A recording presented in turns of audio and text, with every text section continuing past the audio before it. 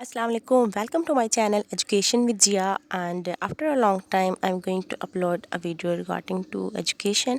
Actually I was not fine, but now better alhamdulillah. Hope you all will be fine, and Ramzan भी आप सबका बहुत अच्छा जा रहा होगा और टाइम काफ़ी वेस्ट हो गया है। तो अभी जो मैं आपके साथ शेयर करने जा रही हूँ है क्वालिफाइड एम.एड, जो कि बहुत ज़्यादा इम्पॉर्टेंट है टेस्ट के हवाले से भी, क्योंकि मैंने जितने पास्ट पेपर देखे हैं और लेक्चर एजुकेशन का जो रिसेंट अभी पेपर आया था 2020 का, उसमें भी बहुत ज़्यादा क्वेश्चन जो हैं वो इस बुक से भी आए हुए थे। नो डाउट इस बुक में थोड़ी मिस्टेक हैं, लेकिन I will try my best कि वो जो मिस्टेक्स हैं वो भी मैं आपको साथ साथ करेक्ट करवाती जाऊँ, ठीक है। और जो क्वेश्चन बार बार रिपीट हुए हैं वो भी मैं आपको मेंशन करती जाऊँगी। तो चलते हैं क्वालिफाइड एम.एड का जो चैप्टर है, chapter number 1, philosophy of education. अब इसमें जो एमसीक्यूज ठीक हुए हैं वो ज़रूरी नहीं कि वही ठीक है, तो मैं आपको ऑरली जो है बताती जाऊँगी साथ के कौन सा एमसीक्यूज ठीक है और क्यों ठीक है, ठीक है।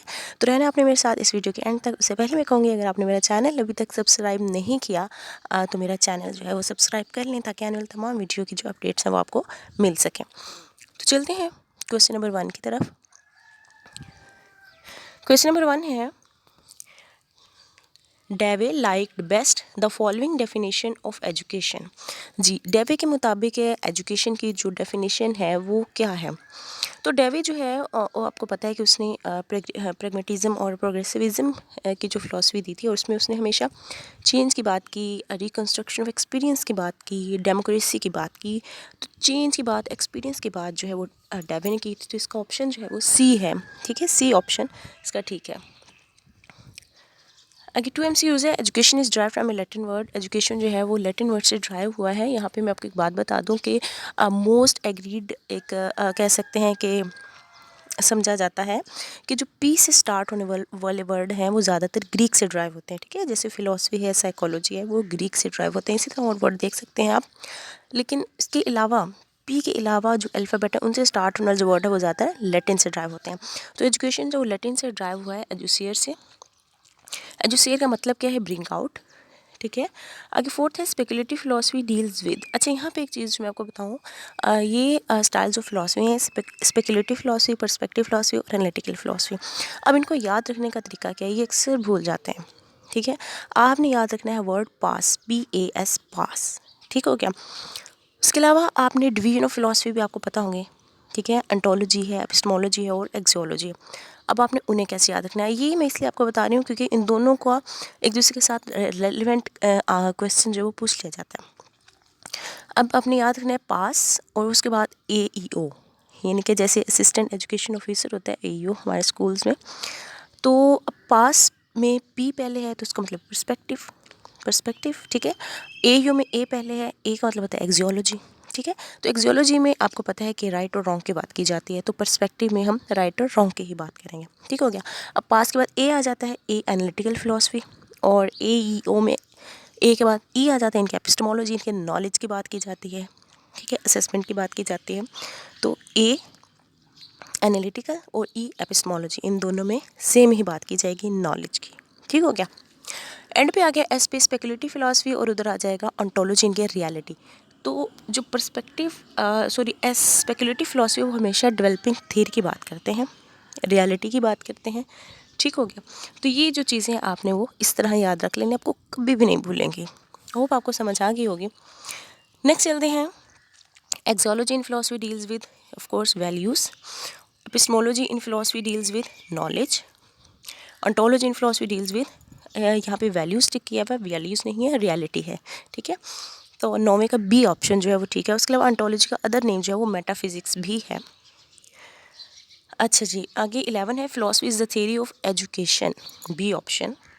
12 है, eclecticism means borrowing belief from. Yes, eclecticism का मतलब क्या है कि इलेक्ट्रिसिज्म में ये होता है कि हम मुख्तलिफ फ़िलोसफी से आइडियाज़ लेते हैं, ठीक है। उन मुख्तलिफ आइडियाज़ से हम आइडियाज़ लेके हम एक फ़िलासफ़ी बना लेते हैं, उसे हम कहेंगे इलेक्ट्रिसिज्म, ठीक है। ये कि मुख्तलिफ फ़िलासफ़ी से आइडियाज़ लेना। 13 है, Aristotle disagreed from Plato with respect to believe that. Aristotle जो था वो प्लेटो का स्टूडेंट था, और लेकिन वो प्लेटो से डिसएग्री इसलिए करता था क्योंकि प्लेटो कहता था आइडियाज़ रियल होते हैं, और एरिस्टोटल कहता था फिजिकल ऑब्जेक्ट्स रियल होते हैं, रियलिटी जो हमें यूनिवर्स नज़र आ रही है वो रियल होता है। तो इसलिए अरिस्टोटल प्लेटो से इसलिए डिसएग्री करता था क्योंकि वो कहता था आइडियाज़ रियल नहीं होते। ठीक है, तो अच्छा आगे नेक्स्ट है 14 Aristotle teaching became life philosophical foundation of sorry. अच्छा अरिस्टोटल, ऑफ कोर्स अरिस्टोटल ने रियलिज्म की फ़िलासफ़ी दी थी, ये आपको पता ही होगा, तो ये आपने याद रखना है। Metaphysics deals with the nature of reality, ये आप ऊपर भी पढ़ चुके हैं। 16 है essentialist get their aim of education from, essentialist जो एजुकेशनल फ़िलासफ़ी है और विलियम बैकले इसके एक्सपोनेंट थे। और इससे रिलेटेड जो एमसीक्यूज़ और आ जाते हैं एसेंशियलिज्म के, आपने कीवर्ड याद रख लेने हैं। एक तो अच्छा सबसे पहले तो एम ऑफ एजुकेशन ट्रेडिशन से लेते हैं, ये आपने याद रख लेना है। ठीक है, ट्रेडिशन से ये एम ऑफ एजुकेशन लेते हैं। उसके अलावा ये कल्चर की बात करते हैं, ठीक है, और बेसिक या नेसेसरी नॉलेज की बात करते हैं। इनके बच्चों को आप वो पढ़ाएं जो बेसिक चीज़ें हैं, रीडिंग राइटिंग, ठीक है। और बैक टू बेसिस भी एसेंशियलिस्ट का ही कीवर्ड है। ठीक हो गया। अच्छा, तो जब भी इन कीवर्ड्स में से कोई क्वेश्चन आए तो आपको पता होना चाहिए कि एसेंशियलिस्ट की फ़िलासफ़ी है। सही है। अच्छा आगे 17 है naturalism rest on the ideas of Rousseau. Rousseau ने नेचुरलिज्म की फ़िलासफ़ी दी थी। प्रैग्मेटिज्म की फ़िलासफ़ी डेविड ने दी थी। रियलिज्म की फ़िलासफ़ी एरिस्टोटल ने दी थी और आइडियलिज्म की प्लेटो ने दी थी। ये मैं चीज़ इसलिए जल्दी से कर रही हूँ क्योंकि हमने ये बुक जो है वो कंप्लीट करनी है और ये चीज़ें थोड़ी बेसिक है तो ये आपको पता होंगी। इसको आई थिंक इतना एक्सप्लेन करने की ज़रूरत नहीं है। आगे प्रेग्मा मीन्स प्रैक्टिकल। प्रैग्मेटिज्म की फ़िलासफ़ी आपको पता है डेविड ने दी थी। और ये भी थोड़ा डिस्प्यूटेड क्वेश्चन है कि प्रैग्मेटिज्म की फ़िलासफ़ी इंट्रोड्यूस जो विलियम जेम्स ने करवाई थी और इस पर वर्क जो है फर्दर जो है वो डेविड ने किया था। ठीक है, तो प्रेग्मा मीन्स प्रैक्टिकल है, ये भी क्वेश्चन आ जाता है। अब प्रेग्मा जो है ये ग्रीक से ड्राइव हुआ है। ठीक है, प्रैग्मेटिज्म का जो वर्ड है वो ग्रीक से ड्राइव हुआ है, प्रेग्मा से। 22 है most of the scientific knowledge is the result of intuition. यहाँ सॉरी इंट्यूशन ही सेंस परसेप्शन है। ज़्यादातर साइंटिफिक नॉलेज जो है वो किसके नतीजे में हासिल होता है? सेंसेस के ज़रिए से जो हम नॉलेज गेन करते हैं। ठीक है, हमारे 5 सेंसेस हैं, तो उन सेंसेस की वजह से जो नॉलेज गेन होता है, ये नेचुरलिज्म भी इसकी बात करते हैं और रियलिज्म भी इसकी बात करते हैं। ठीक है, 23 है नॉलेज एक्वायर्ड थ्रू रीजनिंग। 13 है knowledge acquired through reasoning is called rationalism. यानी कि जो थिंकिंग के ज़रिए से, जो लॉजिकल थिंकिंग के ज़रिए से हमें नॉलेज हासिल, उसे हम रैशनलिज्म कहते हैं।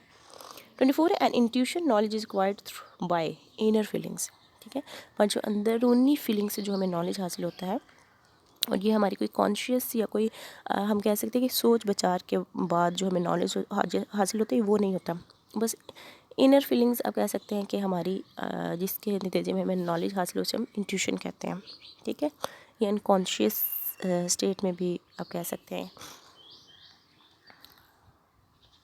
25 है seeking expert opinion is a source of knowledge called authority. जी, ऐसा नॉलेज जो हम किसी एक्सपर्ट से हासिल करें वो हम उसे अथॉरिटी कहेंगे। ठीक है, आगे 26 है philosophy of education which emphasis ever lasting reality. अच्छा, अब यहाँ पे जो वर्ड आपने याद रखना है वो है एवर लास्टिंग। ग्रेट बुक एक वर्ड है। ठीक है, ये पेरेनिज्म फिलॉसफी है। ये वर्ड जो की वर्ड है ये सिर्फ पेरेनिज्म फिलॉसफी के हैं और ये मोस्ट कंजर्वेटिव और इनफ्लेक्सिबल फिलॉसफी समझा जाता है। ठीक है, हचिंस, एडलर, ये सारे इसके एक्सपोनेंट हैं। 27 है philosophy of education which focuses on useful culture and skill. अब ये देखिए मैंने आपको पहले भी कल्चर और कल्चर की बात की, स्किल्स की बात की, तो ये एसेंशियलिज्म की फिलॉसफी है। ठीक है, ट्रेडिशन से एम ऑफ एजुकेशन लेते हैं और कल्चर और स्किल जो है उस पर ये फोकस करते हैं, तो ये एसेंशियलिज्म की फ़िलासफ़ी है। 28 है life is continuous changing process is the base of education philosophy. Yes, मैंने आपको पहले बताया चेंज की बात, डेमोक्रेसी की बात, एक्सपीरियंस की बात जो है वो प्रैग्मेटिज्म या फिर प्रोग्रेसिविज्म वाले करते हैं। ये दोनों ही तकरीबन सेम हैं। ठीक है, ये जॉन डेवे ने जो इस पर वर्क किया था। 29 है reforms are necessary in all walks of life is focused in. अच्छा, अब ये है रिकन्स्ट्रक्शनिज्म की फ़िलासफ़ी। जहाँ पे भी रिफॉर्म्स की बात हो, टोटल सोसाइटी को चेंज करने की बात हो, ठीक है, रिकन्स्ट्रक्शन ऑफ सोसाइटी की बात हो, इलनेस रिमूव करने की बात हो सोसाइटी से, ठीक है, तो ये सारा जो टोटल सोसाइटी पे ओवरऑल चेंज करने की बात है तो वो रिकन्स्ट्रक्शन की फ़िलासफ़ी है। ठीक है, और रिफॉर्म्स की बात भी रिकन्स्ट्रक्शनिज्म वाले ही करते हैं। अच्छा जी, आगे है philosophy of education which makes man responsible for his action and experience is called existentialism. Yes, existentialism philosophy ये child centered है. इसमें जो child होता है उसको मुकम्मल freedom होता है. अच्छा, इस existentialism की philosophy के कीवर्ड यही हैं: freedom, choice, ठीक है, मैन इज़ रिस्पॉन्सिबल. इनके इसमें टोटली स्टूडेंट को, ये इंडिविजुअल को चॉइस होती है कि वो अपनी मर्ज़ी से कोई भी जो फील्ड है, कोई भी सब्जेक्ट है वो चॉइस कर सकता है, लेकिन फिर उसका रिज़ल्ट क्या है कि वो रिस्पॉन्सिबल भी खुद होगा. ठीक है, तो ये एग्जिस्टेंशियलिज्म की फ़िलासफ़ी है. ठीक है, आगे नेक्स्ट है स्टडी ऑफ ग्रेट बुक्स. जी मैंने ऊपर भी बताया ग्रेट बुक्स की बात है, एवरलास्टिंग की बात जो है वो पेरेनियलिज्म वाले करते हैं. 32 है which one is not among major exponent of perennialism. तो बेंटोक, एडलर और हेची जो पेरेनियलिज्म के एक्सपोनेंट हैं, जबकि जॉन डेवी जो है वो प्रैग्मेटिज्म और प्रोग्रेसिविज्म के एक्सपोनेंट है. तो यहाँ पे डी ऑप्शन जो है वो ठीक है. नेक्स्ट है the school should be run on democratic line. जी डेमोक्रेसी की बात जो है वो जॉन डेवी ने की है अपनी फिलॉसफी प्रोग्रेसिविज्म में. D option, C option.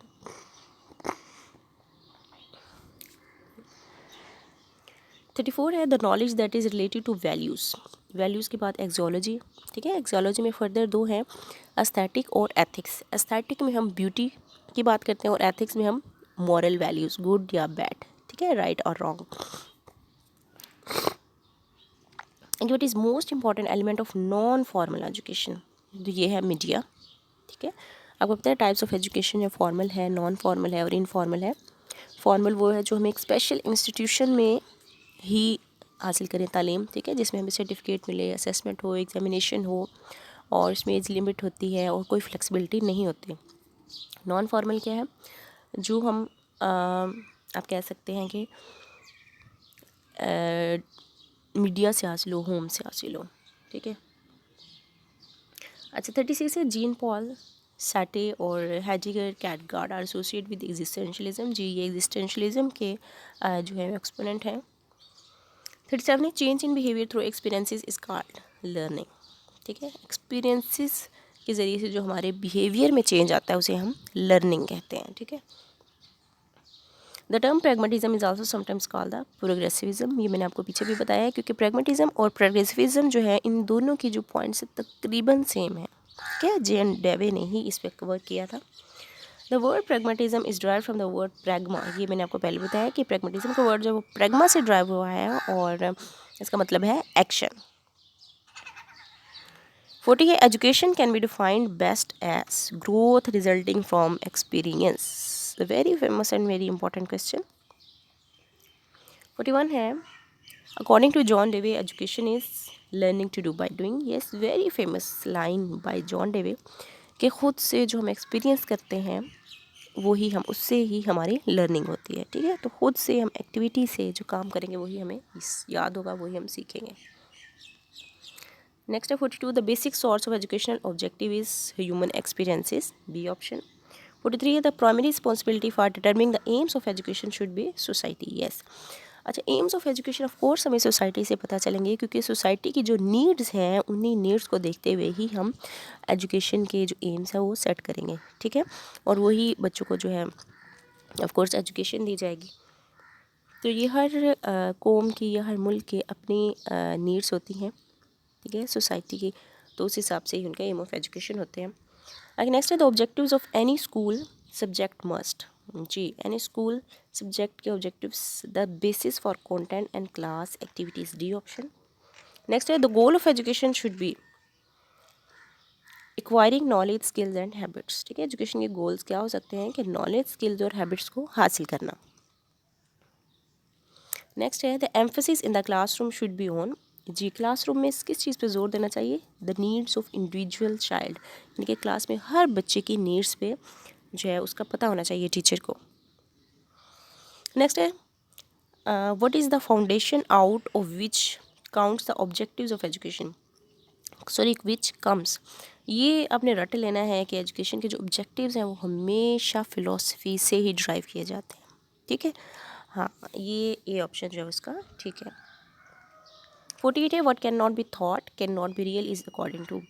Thought की बात, थिंक की बात, माइंड की बात, सॉल की बात, ये सारे जो कीवर्ड हैं ये आइडियलिज्म के हैं. ठीक है, सी ऑप्शन जो है इसका ठीक है। यानी कि इनके मुताबिक ये है what can not be thought can not be real, कि जो चीज़ हम सोच नहीं सकते वो रियल भी नहीं हो सकती। ठीक है, तो यानी कि ये पहले थॉट को प्रेफर करते हैं, रियलिटी को नहीं करते। तो आइडियलिज्म इसका ऑप्शन ठीक है। 49 है in stating the purpose of education pragmatist would probably stress the needs for. अच्छा, एजुकेशन का पर्पस जो है वो अकॉर्डिंग टू प्रैग्मेटिस्ट जो है किस चीज़ पे जोर देते हैं, experience in democratic social process. देखिए अब यहाँ पे दो कीवर्ड आ गए, एक तो एक्सपीरियंस और दूसरा डेमोक्रेटिक। तो आप आंखें बंद करके इस पर टिक कीजिएगा। ठीक है। 50 है the existentialist teacher is most likely to view teaching as. Existentialist की फ़िलासफ़ी में टीचर जो है वो टीचिंग को कैसे देखता है, a performance that awoke student inside are learning. कहीं इनके स्टूडेंट की जो लर्निंग है उसको आपने कैसे उभारना है, उसको कैसे स्टिमुलेट करना है, ठीक है। ये चीज़ एग्जिस्टेंशलिस्ट की फ़िलासफ़ी में टीचर जो है वो देखता है। तो 50 एमसीक्यूज़ जो है इसके साथ ही कंप्लीट हो गए। होप आपको समझ आ गई होगी। अगर आपको किसी भी एमसीक्यूज़ में थोड़ी सी भी कन्फ्यूजन है तो आप मुझसे कमेंट सेक्शन में पूछ सकते हैं। तो I will try my best कि हम इस बुक को भी और पास्ट पेपर जो रिमेनिंग रह गए हैं 4 और 5 उसको भी हम साथ साथ करेंगे।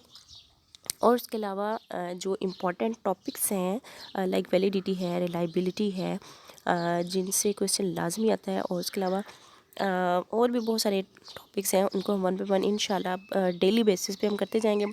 आपने दुआ करनी है मेरे लिए ढेर सारी, और अल्लाह ताला आप सबको बहुत ज़्यादा खुश रखिए। इसके साथ ही मैं आपको कहूँगी अल्लाह हाफिज़ एंड